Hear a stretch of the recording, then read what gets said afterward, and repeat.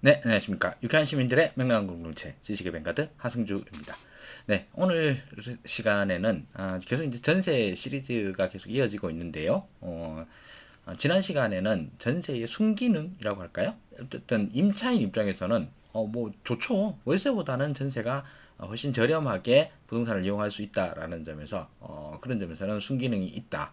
그래서 한국의 주거비 부담은 의외로 뭐 우리가 이제 체감적으로 느끼는 바 또는 언론에서 이야기하고 있는 바와는 달리 OECD 국가 중에서 거의 최하위를 몇 년 동안 계속 지속하고 있다라는 점을 보여드렸습니다. 실제로 그뭐 통계표를 찾아보시면 믿기지 않겠지만서도 실제로 그렇습니다. 뭐 OECD의 발표와 이를 인용한 조선일보 기사를 통해서 소개를 드린 바 있습니다. 오늘은 두 번째 시간으로 전세의 또 다른 측면에서의 기능을 한번 말씀드려 보겠습니다. 전세는 그 계약이니까 양방 당사자가 서로 합의를 해서 이루어지는 법률 행위이니까요.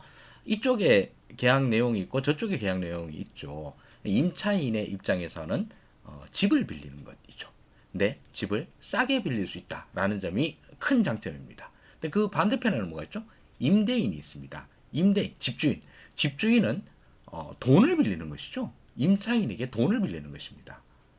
그래서 임차인 입장에서는 집을 빌리는 것이고 임대인 입장에서는 돈을 빌리는 것이고 오늘은 이 돈을 빌리는 집주인의 입장에서 한번 생각해 보자는 내용입니다. 자, 그 우리나라에서는 전세의 비중이 꽤 높죠.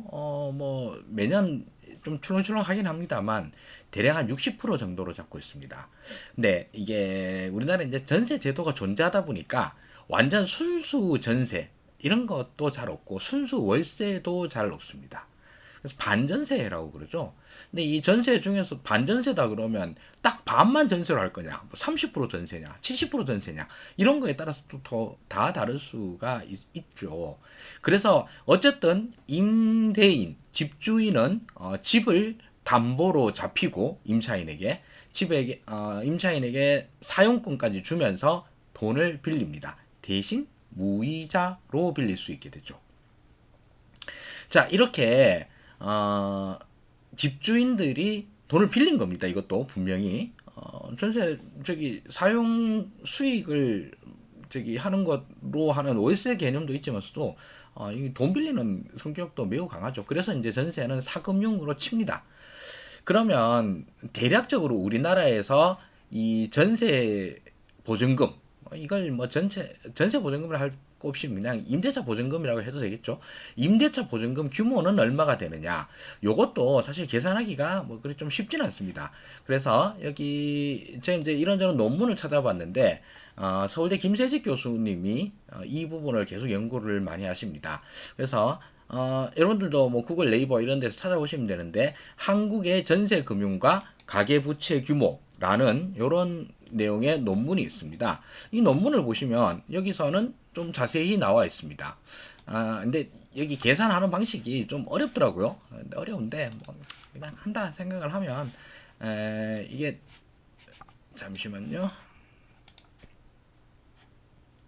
화면이 잘 안 보이겠는데 자, 이렇게 하면 될 것 같습니다.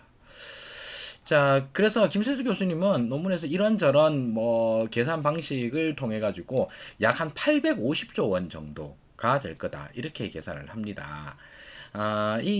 지금 이 임대차 보증금도 사실 집값이 오름에 따라서 임대차 보증금, 전세 보증금도 당연히 올라가겠죠.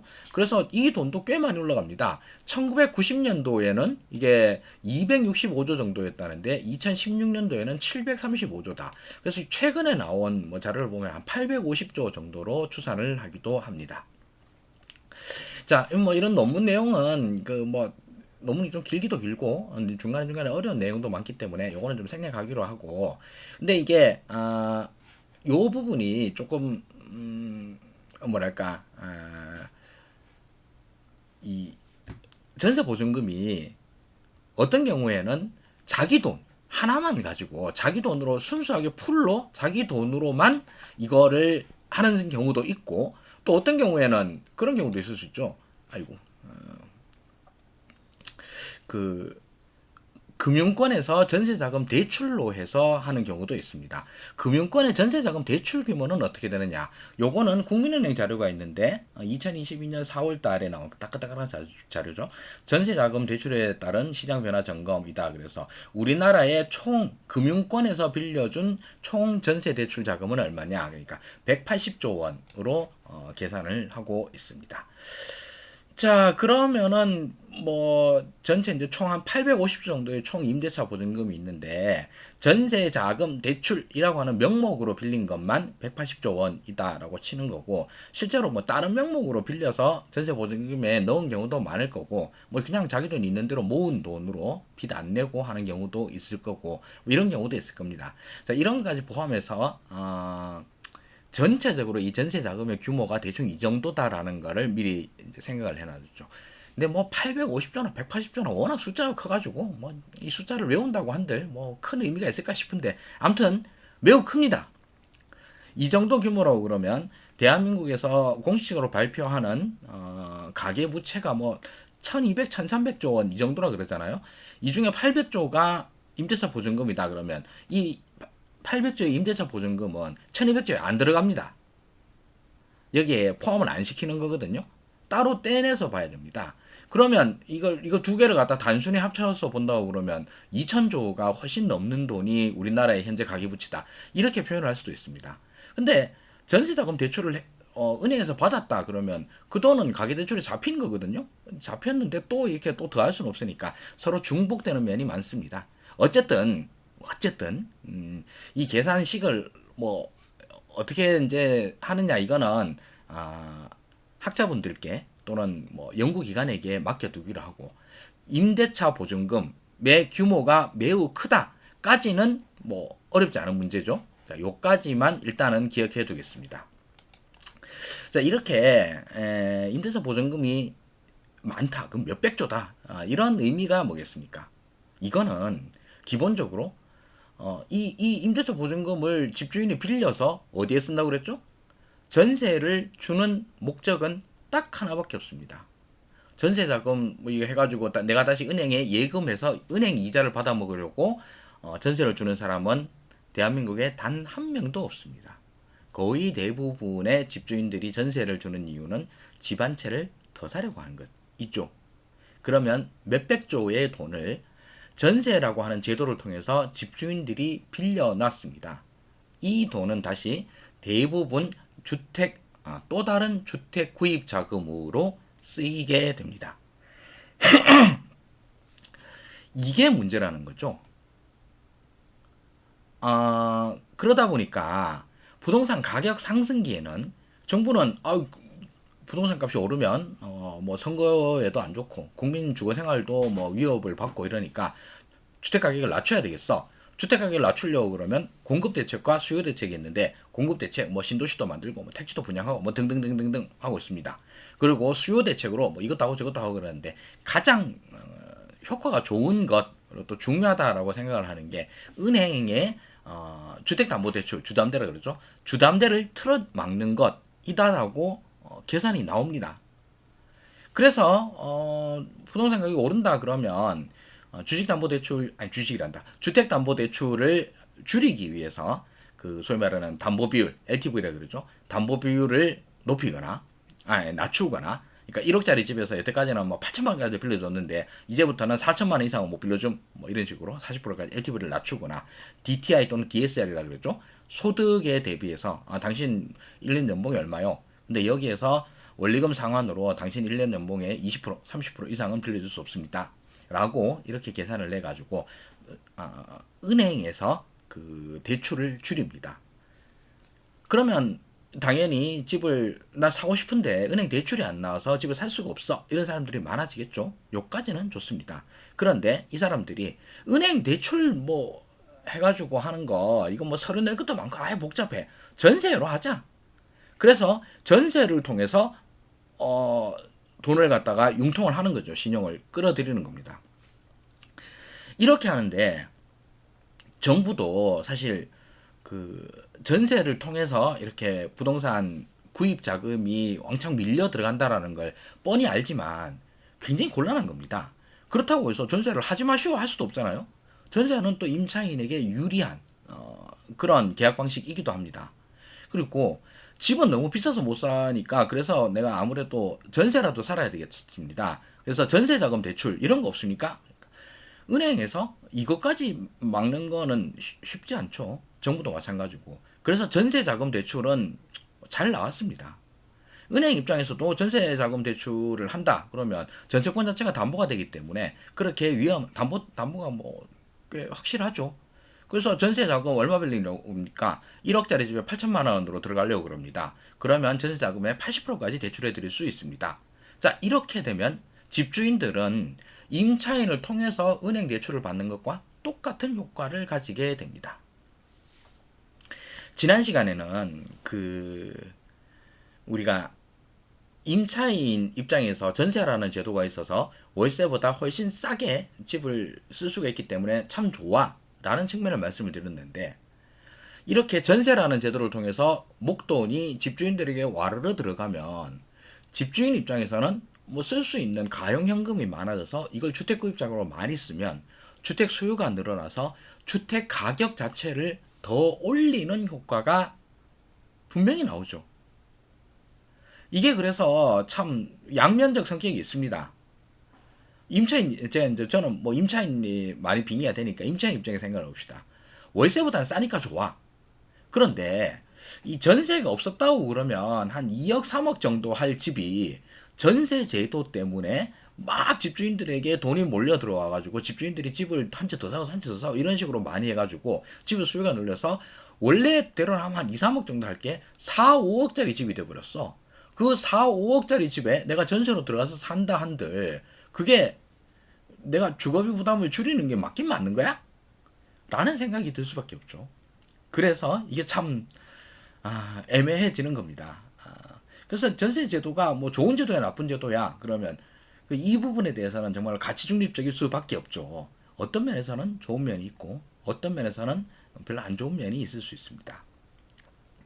그런데 요까지만 하면은 뭐 주택 가격을 확실히 올리는데 도움이 됩니다. 전세 제도는 특히나 가격 상승기에는 뭐 갭 투자라는 말이 매우 유행입니다만 모든 전세는 갭 투자의 수단이다라고 생각을 하셔도 됩니다. 다만 그 갭 주택 가격과 전세 가액 간의 간격 그 갭이 크냐 작냐의 차이만 있을 뿐이죠.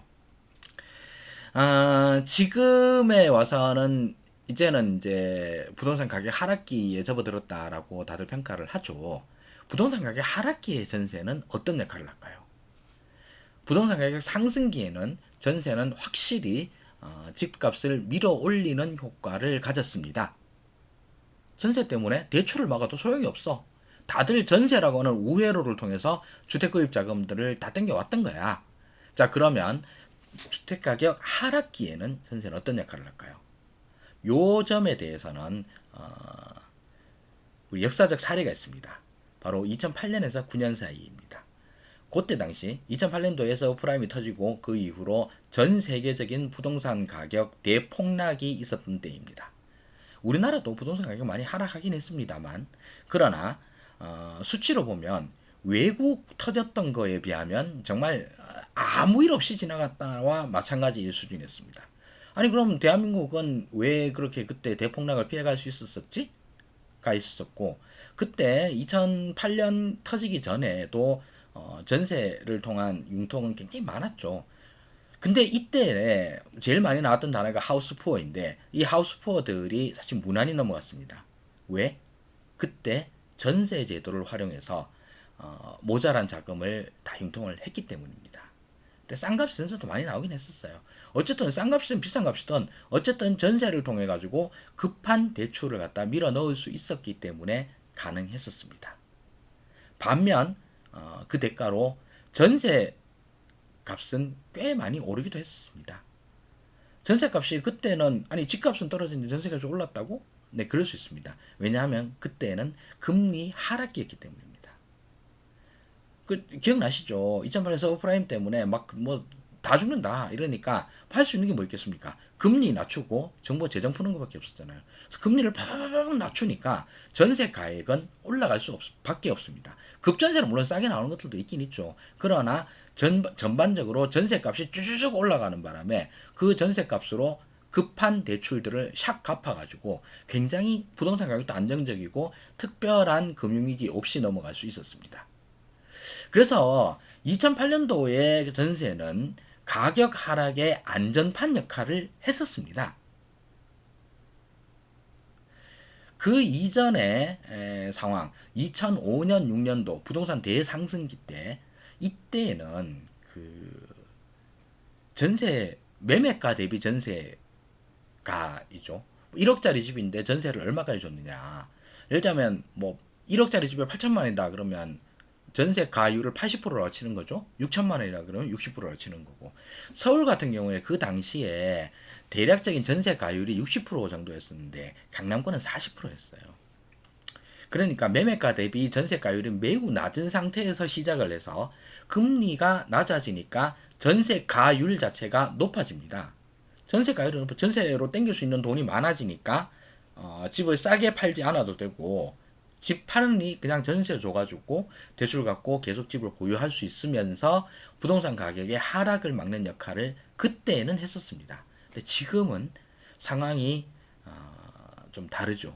지금도 전세가 매우 많습니다만 여러모로 반대입니다. 첫 번째로 그 당시에는 매매가 대비 전세가율이 매우 낮았습니다. 낮은 상태에서 점점 더 높아지는 상태였거든요. 지금은 어떻습니까? 극단적인 저금리 상황이었기 때문에 매매가 대비 전세가율이 높은 데는 90%까지도 치고 올라왔습니다. 80%, 70% 수두룩하고요.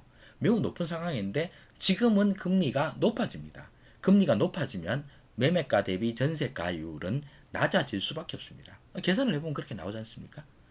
금리가 높으니까 그러면 전세로 준 돈의 이자율 자체가 높아지는 거니까 내 월세를 많이 내는 거 아니오. 그러니까 전세가 깎아주쇼. 얼마든지 그렇게 타입이 가능하죠.